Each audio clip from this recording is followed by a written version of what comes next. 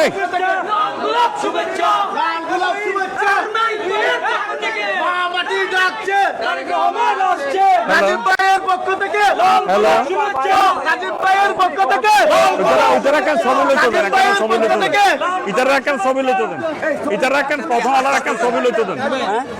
তুই তোর সুবিধা কেন বেল্লা করিব না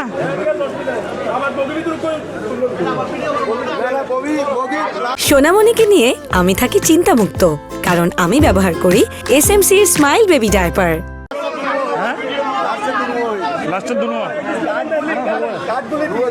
আচ্ছা, তো উন্মুখ হয়ে আছে এই ট্রেনের মধ্যে যারা যাচ্ছেন প্রায় সবাই আমাদের দলীয় নেতাকর্মী, বিভিন্নভাবে তারা টিকিট কেটেছেন, আমরা নিজেরাও তাদের ব্যবস্থা করেছি।